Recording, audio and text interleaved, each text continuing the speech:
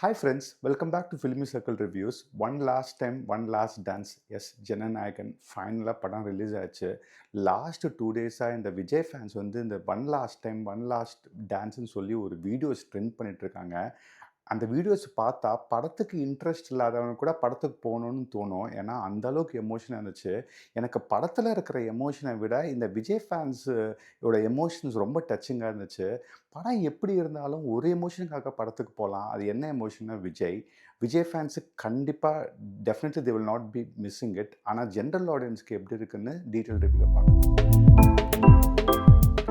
ஜனநாயகன் படம் வந்து தெலுங்கு படம் பகவான் கேசரி பேஸ் பண்ணி எடுத்த படம். படம் எப்படி இருந்தாலும், ஸ்டோரி எப்படி இருந்தாலும் நம்மளுக்கு வந்து இது விஜயோட கடைசி படம்னால ஒரு எமோஷனல் கனெக்ட் எல்லாருக்கும் அது கிரியேட் ஆயிடுச்சு. அண்ட் இந்த படத்துல வந்து விஜய் இல்லன்னா படமே இல்ல. விஜய எக்ஸ்பெக்ட் பண்ற எல்லா எலிமெண்ட்ஸும் இதுல இருக்கு. சாங்கு, டான்ஸ், ஆக்ஷன், காமெடி எல்லாமே அது இருக்கு. அதனால தான் சொன்னேன் விஜய் இல்லன்னா படமே இல்ல. ஃபர்ஸ்ட்லேருந்து லாஸ்ட் வரைக்கும் விஜய் வந்து நல்ல கேரி ஓவர் பண்ணியிருந்தாரு. பார்க்கறதுக்கும் ஸ்க்ரீன்லேயும் பார்க்கறதுக்கும் ரொம்ப நல்லா இருந்தாரு. அந்த அடுத்த பெரிய ப்ளஸ் பாயிண்ட் என்னன்னா, அனிருத்தோட மியூசிக். அவர் வந்து மியூசிக் சாங்ஸ் வந்து பயங்கரமா பண்ணியிருக்காரு. பேக்ரவுண்ட் ஸ்கோர் நல்லா இருந்துச்சு. எனக்கு தெரிஞ்சு படத்துக்கு மட்டும் இல்ல, அவரோட எலக்ஷன் கேம்பெயினுக்கும் ரொம்ப நல்ல ஹெல்ப் ஆச்சு. என் ஃப்ரெண்டு கிட்ட கேட்டேன், எலக்ஷனுக்கு முன்னாடி "என்னடா பண்ணிட்டு இருக்க?" அப்படின்னா, "ஜனநாயகன் பாட்டு கேட்டு வெறியேத்திட்டு இருக்கேன்" அப்படின்னா. ம். ஸோ அனிருத்தோட மியூசிக் வந்து பயங்கரமா இந்த படத்துக்கு ஹெல்ப் ஆச்சு. சினிமாட்டோகிராஃபி எஸ்பெஷலா சாங்ஸ்ல வந்து ரொம்ப கலர்ஃபுல்லா இருந்துச்சு. அந்த நெறைய பேரோட டான்ஸஸ் வச்சு விஜயோட டான்ஸ் சூப்பரா இருந்துச்சு. சினிமாட்டோகிராஃபி இஸ் வெரி குட்டா இருந்துச்சு. And other important Mamitha page வந்து ஒரு இம்பார்ட்டன்ட் கேரக்டர் ப்ளே பண்ணியிருந்தாங்க. அவங்களும் நல்லா பண்ணாங்க. நல்லா ஆப்ட்டா இருந்துச்சு. படத்துல எனக்கு பெரிய நெகட்டிவ் என்னன்னா எடிட்டிங். படம் வந்து 3 ஹவர்ஸ் மூவி. அதுவும் இல்லாம ரொம்ப கிளம்ஸியா இருந்துச்சு. அ எஸ்பெஷலி இந்த லாஸ்ட் அந்த 10 மினிட்ஸ் ரோபோட்ஸ் வச்சு ஒரு ஃபைட்டு. அது தேவையே இல்ல படத்துக்கு.